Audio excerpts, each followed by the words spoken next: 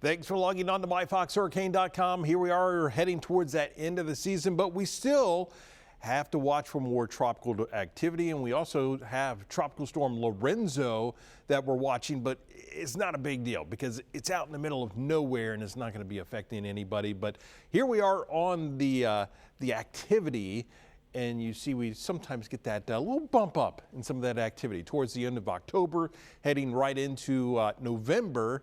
And that's because we start to see some of these things developing closer to home towards the Caribbean, pushing up into the Gulf. So here it is. This is Tropical Storm Lorenzo way out in the middle of the Atlantic. But as you look at the wind shear map and you look at the location of this and you look at where the convection is, you can tell this system is struggling. Now, yesterday had a lot of very strong wind shear over it today.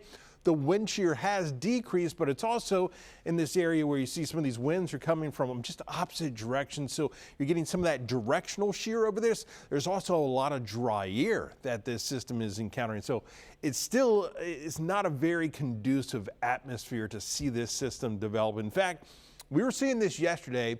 The Fox model was basically taking this system on towards the north and the northeast and dissipating it. Many of the other computer models were holding on to this and starting to make a bit of a loop. Now we're starting to see many of the models are coming into that same idea that this is more than likely going to dissipate over the next few days. Right now, winds, they continue to decrease. Right now, sitting at 45 miles an hour. It's moving to the northwest at 15 miles an hour. And as long as we see a setup like this, where you see the center is well displaced from any of the convection, this system just really doesn't have much of a chance. So it does look like it will just continue to weaken and then push on towards the north and the northeast. And this, again, still may be a little optimistic that it can last this long. Well, you watch this on the Fox model. We've got two areas that we're watching. So here is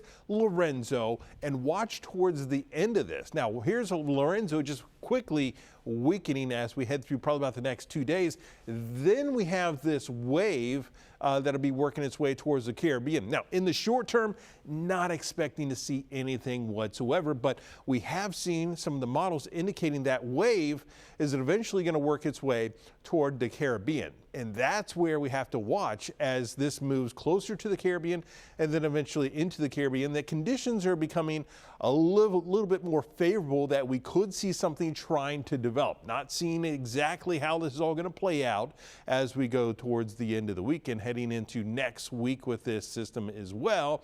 But we just have to watch to see if we do in fact see a more vigorous wave working its way into the Caribbean, and exactly how we may see some development with that. So we're going to continue to watch that possibility as we head over the next, say, week or two, seeing just more activity working its way towards the Caribbean. Of course, we'll keep you updated right here on myfoxhurricane.com.